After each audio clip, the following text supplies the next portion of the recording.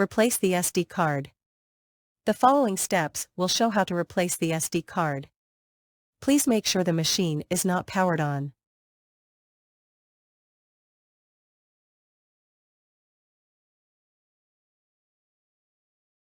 Remove SD card. Slide the SD card to the left. Be careful, bending SD cards can cause damage over time. SD card assembly. Insert a new SD card to the Raspberry Pi. Slide the SD card to the right.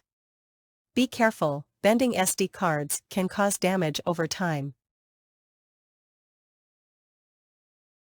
End of the procedure. You have completed the replacement of the SD card.